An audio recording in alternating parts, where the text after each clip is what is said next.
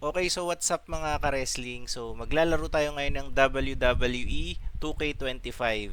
So yung huling laro ko pala ng WWE 2K games was yung 2K23. So nag-skip tayo ng ng 1 year since wala tayong time for playing. So tingnan natin kung natatandaan pa natin yung controls nito. And also, gamit pala natin ngayon is Steam and PS4 or DS4 controller. So, medyo hindi na natin ganun kagamay yung controls. So, kailangan muna natin mag-tutorial. Syempre, para di naman tayo mapahiya pag nag-online na tayo, di ba? Okay, saan ba yun? So, dito tayo sa Performance Center. Ayan. So, ayun, basic lessons, basic attacks, combos, and combo trees. Ayan. Sige, play all. So, gamit natin dito si AJ Styles. Light attacks. First thing we're going to practice is striking with light attacks. Press square to light attack. Light attacks are great for building up the opponent's stun meter. Holding a direction well. Okay. Game. Ayan. AJ Styles. Ayan. Light attack. Light attack. Okay.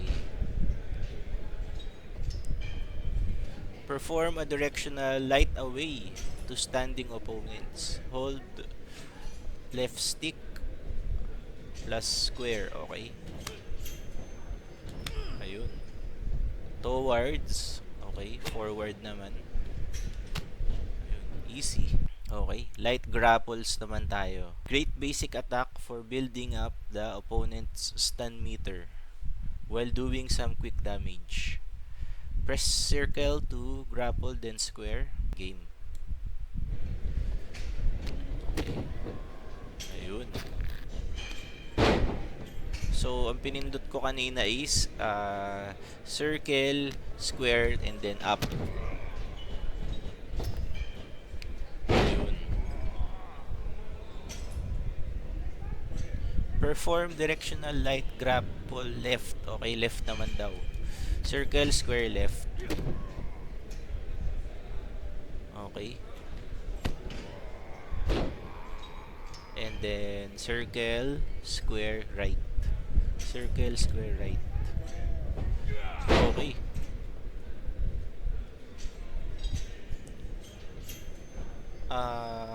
Perform okay, up naman daw. Ito yung kanina.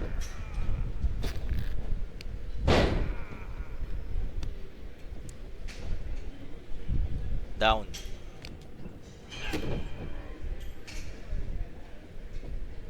Okay, neck breaker. Okay, light attacks with your opponent down on the mat. Now is the perfect time to hit them with some light attacks while they are down. This is another excellent way to build your opponent's stun meter while doing a little damage to boost. Okay.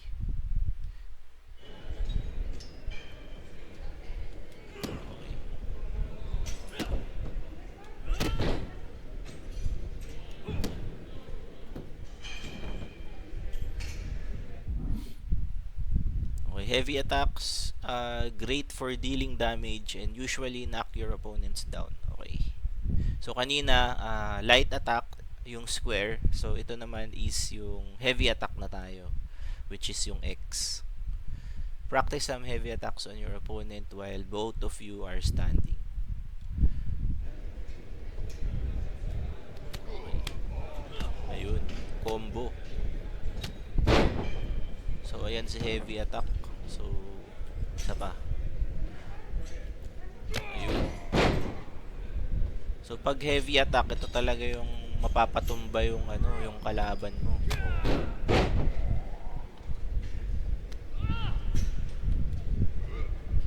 Ayun, no.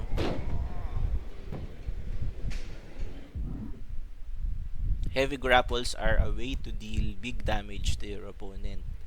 Press circle to grapple, then press X, holding different directions while grappling, and then pressing X while allow you to perform different types of heavy grapple attacks. Okay. So yung kanina, ginawa natin was circle and then square. So heavy grapple, circle and then X. Ayun.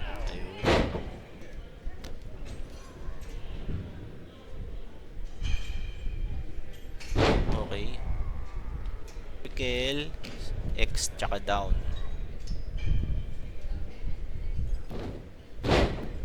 Grabe yung mga moves ni ano no ni AJ Styles. Talagang ano napaka complicated niyang i-perform, 'di ba? Hindi lang siya yung basta simpleng suplex.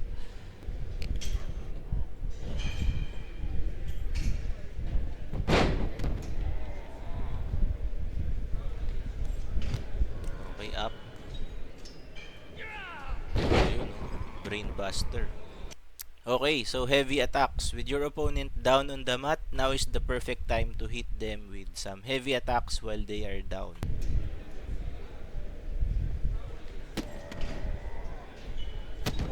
Okay.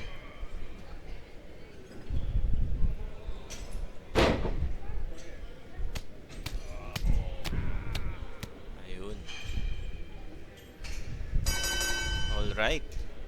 Combos. The amount of inputs for each combo will vary per superstar, but always begin with a light attack and is followed by light or heavy attack on a standing opponent. The final hit of a combo ender, can be any kind of attack and identifies the combo type. So ayun na nga, dito na tayo sa combo naman tayo. So square, square. Okay. 1, 2, 3. Okay.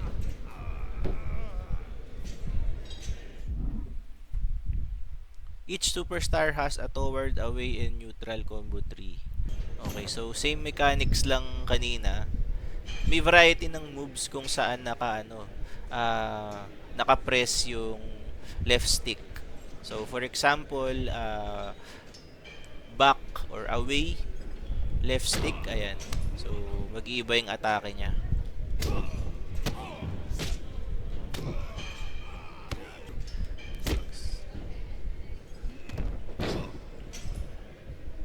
Okay. So naging submission siya. Submission hold. So forward forward left stick and then square 4 times. Ayun. Perform a light grapple from behind. Oh, circle. Oh, okay. So right stick and then circle. Ayan. So right stick, circle. Okay, we'll pick up opponent naman tayo.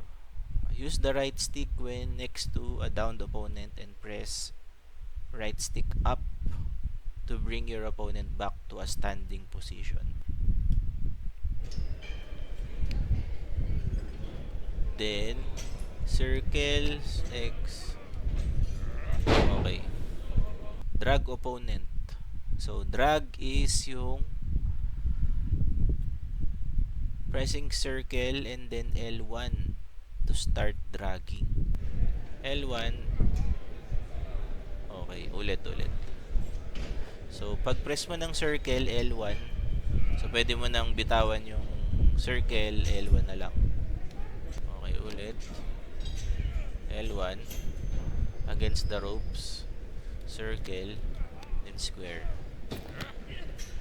Okay. Drag standing opponent to the corner. Okay.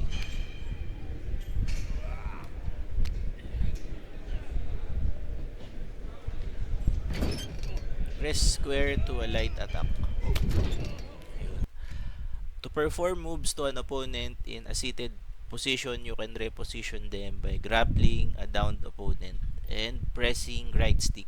Let's put your opponent in a seated position and perform a grapple move on them. Okay.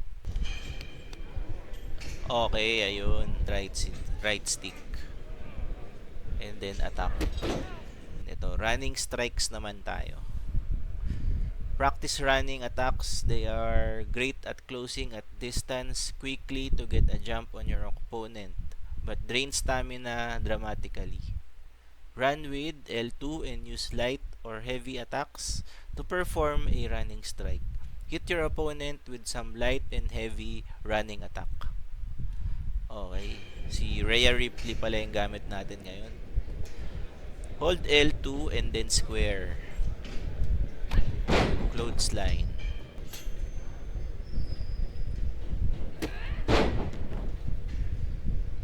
Ayun. Running grapple. Now let's surprise your opponent with a running grapple attack. Run by holding L2 and press circle when near your opponent to hit them with a running grapple attack. Okay.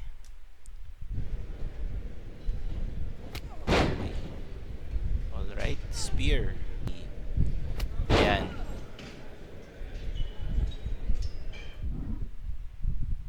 Irish whip.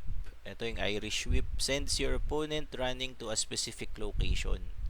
Initiate a grapple with circle.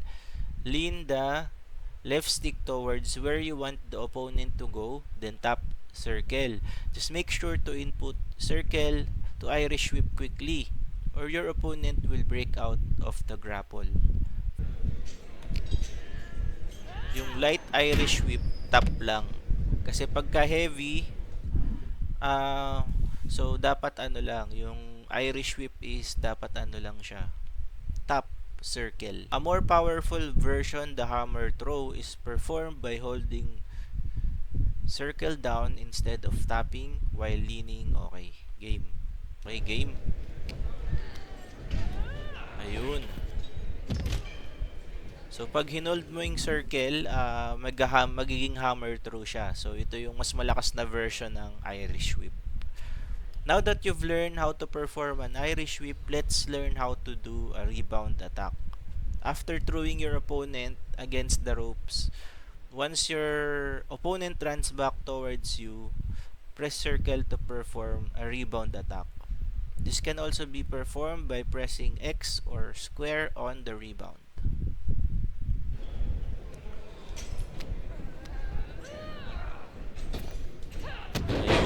Ayun si rebound attack. When performing an Irish whip while holding your opponent, press X or square before they start to run and you will pull them back. Okay, gets.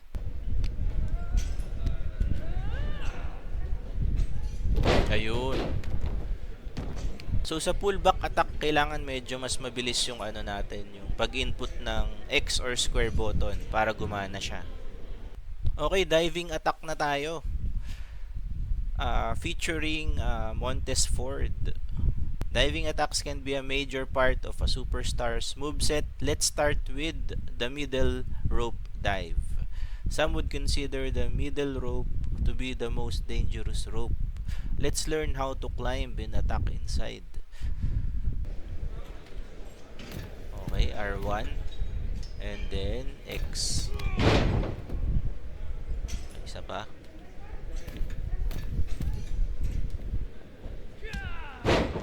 Easy. To climb to the top rope inside the ring, hold R1. Okay, hold naman siya. So yung kanina, tap lang. Punta ka ng middle rope. So pag hold is nandito na siya sa top rope. Barricade dives. Let's try something new. When outside the ring, walk towards the barricade around the ring and then press R1. Ayan, pag-akyat mo, pwede mo siya palang pwede ka lumapit sa opponent mo. Alright, so far so good. Medyo nakakasabay naman tayo dun sa controls. May alam na tayo sa basic, sa combo, sa grappling. Next natin is yung chain wrestling. Now it's time to master the art of chain wrestling. Chain is a test of technical skill where the superstars fight to maintain control while inflicting damage and gaining special meter. Start by initiating chain wrestling by grabbing your opponent while the chain buff is active, or hold circle to initiate. Once chain wrestling is initiated, there are several actions you can perform. Use left stick to choose which action you want to perform. Wrench to inflict damage. Switch to gain control in the new hold. Attack or drive to end chain wrestling. The segment inside the circle indicate which actions will have a great advantage in the minigame. Okay, so first time lang nating ma-encounter tong chain wrestling. So, di ko sure kung bago siya sa 2K25. So, tara, let's go. Try natin. Initiate chain by grabbing your opponent. Okay. So, meron siya dito, perform chain wrestling by using left stick.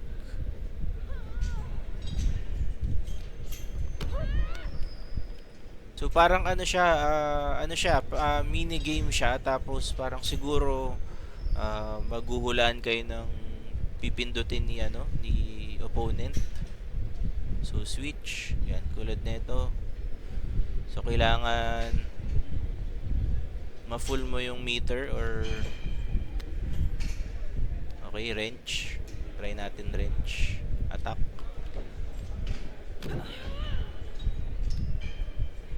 Perform a wrench in chain by using left stick. Okay.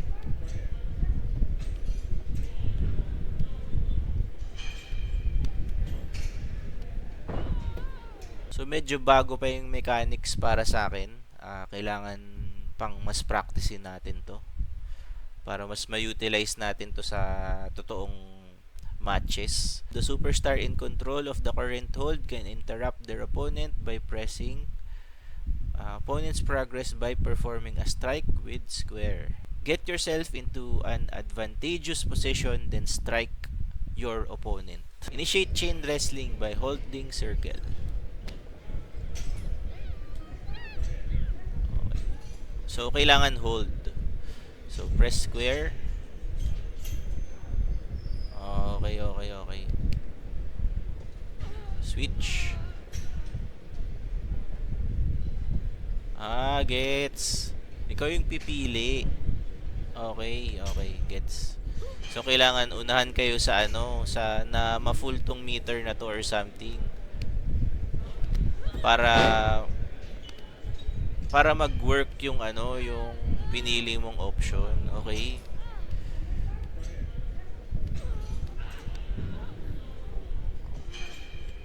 Switch.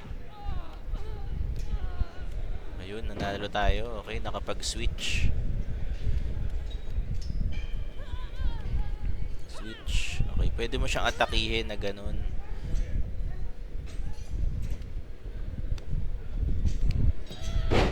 Alright. So, attack. For example. Sige. So, pwede mo siyang atakihin. Kunwari, siguro pwede itong gawin kapag mauunahan ka na niyang ma-full. So parang pang-advance yung niya, yung mechanics niya pa para sa akin. So kailangan pa natin talagang practicein yung chain wrestling na yan. Alright, so na-kumpleto na natin yung yung basic lessons. So sa next episode, dito naman tayo sa beginner meter lessons. So tapusin natin tong buong tutorial, and then after nun, try nating lumaban online. So tingnan natin kung gaano na tayo lumupit dito sa sa tutorial na to. So yun lang guys, thank you for watching and see you on the next video.